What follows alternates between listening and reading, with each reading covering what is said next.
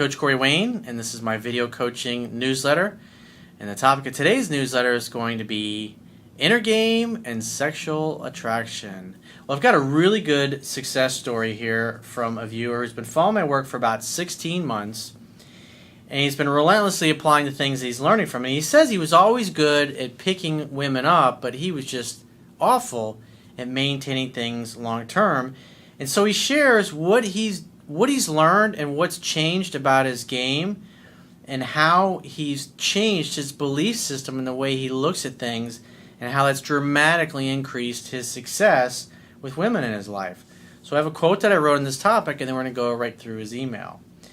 And the quote says, "Being successful in any area of your life requires an effective and empowering belief system to make your internal game rock solid.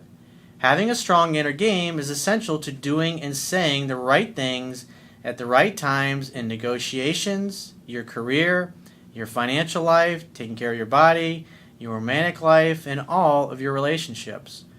When you start to believe in yourself, your self-worth, your own sex appeal, and you start to perceive yourself as a gift, you will act and speak in ways that are consistent with this perception. When you value and respect yourself, you're not going to chase after people who are ignoring you, disrespecting you, or taking you for granted. You will consciously choose to spend your time only with people who appreciate you and want you around. When your inner game becomes unshakable, you'll never again allow people to treat you like a doormat, take you for granted, or allow yourself to accept anything that is less than what you truly deserve." So he says, "Hey coach, so I want to share my own experience because it proves that even when you think you've completely fucked up, you really didn't. I've been following your work for 16 months, and during this time I've had so many failures and successes that I cannot possibly describe them in an email. The bottom line is, when you stop chasing women, women change completely. Their affection level seems to grow beyond imagination. Now, there is always a change in my imagination and belief system before their behavior changes, but then it becomes even better than I imagined." And so this guy was good at meeting women, picking women up, hooking up with them. But once he started to like them, he started to chase and pursue because he decided, hey, I want to have a relationship with this girl. And he never gave women the time and space to miss him, to think about him, to wonder about him, to contemplate her feelings towards him, and obviously for time for those feelings to grow. He was in her face all the time to the point where she just pushed him away. He literally would talk women out of liking him. In one particular case, it took 1 year for a girl after our first sexual encounters to start showing strong affection for me. That's the time it took for me to change my belief system about her. There seemed to be no hope anymore, and I didn't know if I was going to see her again. She seemed to have faded out of my life. However, it happened, and now I have proof that this is all about inner game. I no longer care about this particular girl anymore, but I feel enormous satisfaction for the attention she recently gave to me. I feel worthy, desired, interesting, and important." So what's happening is his belief system and what's going on in his physical life are actually now a match. Remember, one of the things I've shared in numerous videos, and I learned this from Tony Robbins many years ago, and it's so true.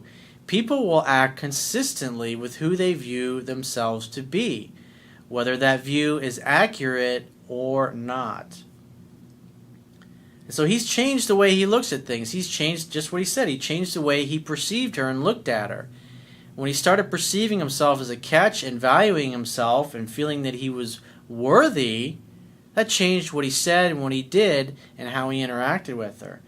And it caused her to completely do a 180 from wanting nothing to do with him to being all over him. But at this point, his skills have grown tremendously, and he is attracting much higher quality women than this particular woman was.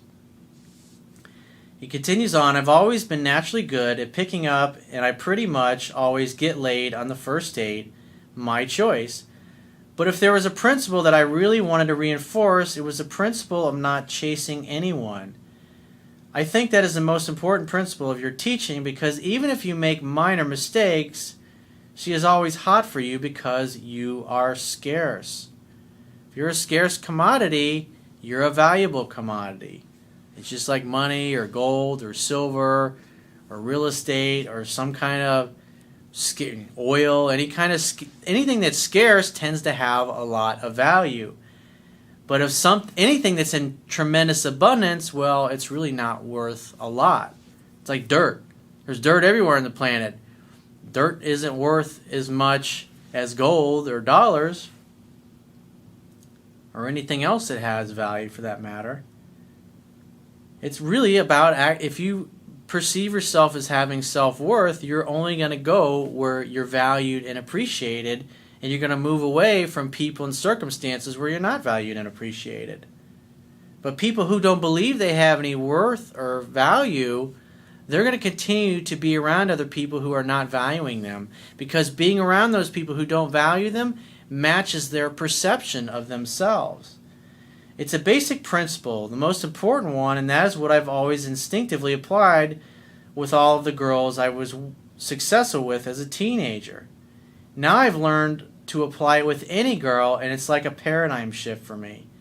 I always knew this, but sometimes it seems like speeding up the process will make life more significant. It's actually the contrary. So in other words, he's trying to force things. He really likes the girl. He's thinking, I don't want to wait 6 months or a year to get into a relationship. I want it to happen now. So if I just call her more and text her more and spend more time around with her, it'll just make the process go a lot quicker.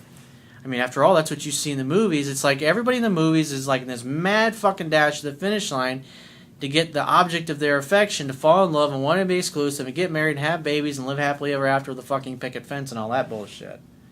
But when you act that way, you get rejected. But in the movies, obviously, it always works.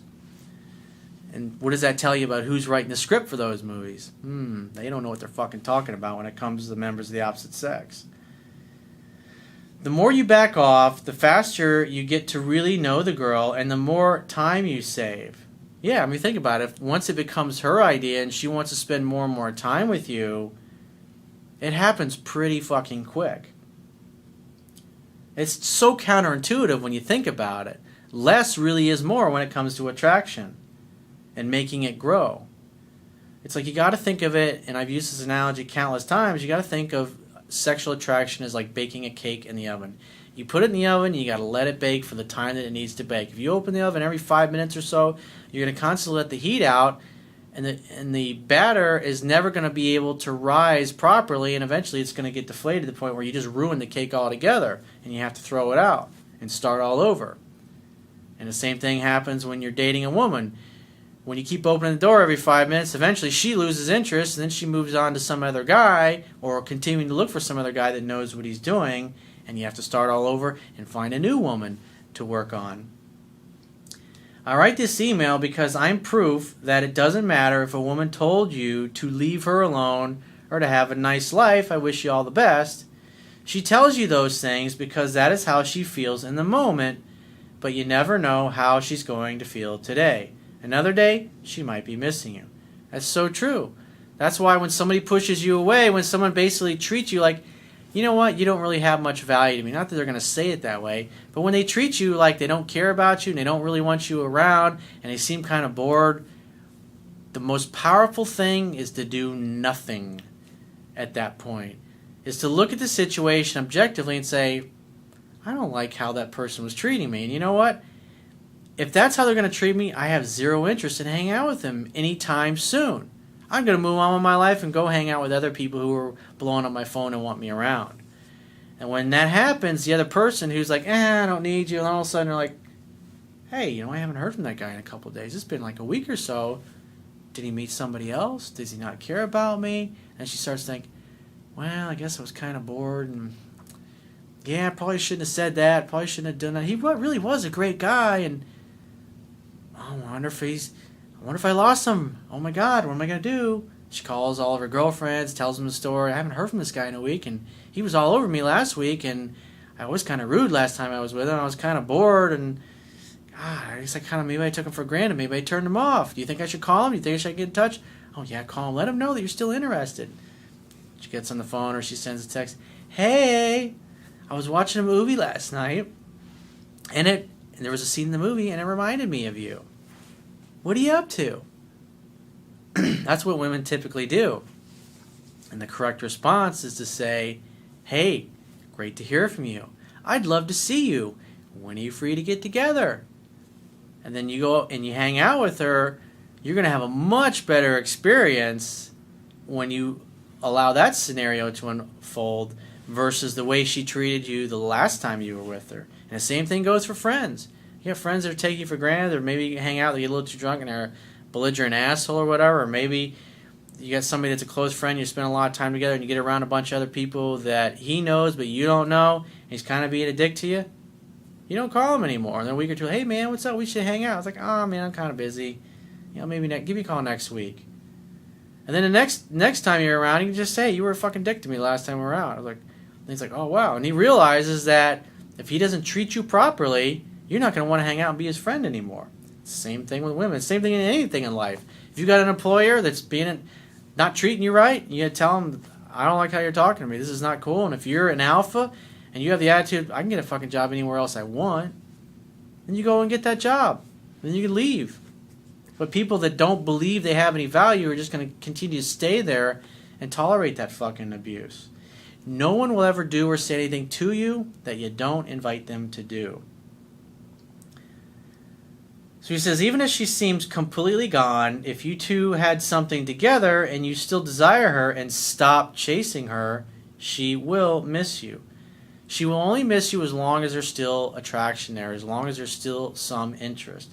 And by doing nothing, it will reveal that interest. That's why it's so important, especially when you're really crazy about somebody. When you're really crazy about somebody, you always got to look at how they're treating you. When they take you for granted, that's when you back off. Same thing when you're on a date with a girl, or even when your girlfriend, or when you're with your wife. If you're holding her hand and she lets go, and she's not very affectionate, don't be all over and kissing her, touching her. It's like, just go about your business. And maybe a few minutes later, an hour later, or maybe later in that day, and then she becomes all affectionate when she notices that you're not all over her like you were before. And then when she starts touching you again, then you slowly reciprocate. That is a massive fucking thing. It doesn't matter whether it's somebody you're just dating or just met or your wife that you've been with for 10 years. You got to notice how much of what they're giving to you and vice versa. If you're giving them lots of affection and they're giving you none in return, or they're being kind of grumpy, stop giving them affection. They haven't done anything to earn it. Therefore, let them start giving you affection, and then they can earn your affection. It's a complete paradigm shift when you look at things that way. It's a scientific fact that time tends to heal negative memories and bring to the surface the positive ones. And I'm another proof that as soon as you stop chasing and gradually change your belief system, miracles can happen. Thanks for your work, Corey. Well, thanks for the great email and the success story and applying that, and not only changing your life and your world, but every woman who's going to get to interact with you, you're going to be a gift to them. And even if you're no longer in their lives, they're going to have positive memories of a guy who really got it and knew how to treat women. Because a man who loves women is loved by women, just like Dan Piran says, which I think he's great. He wrote a book called The Alabaster Girl about a year or so ago, and I think it's a great book. You should definitely, I highly recommend getting his book. And he also has, if you just Google his name, Dan Piran, you'll find his work. But he's one of the few guys that I could tell he knows what he's talking about, and he's good at it. And I've learned a bunch of things from him over the years. So if you'd like to get my help personally, the quickest way is to book a paid phone, Skype, or email coaching session. You can choose any of those options by going to my website, clicking the products tab at the top of your screen, and just follow the instructions for booking whichever option works best for you. And I will talk to you soon.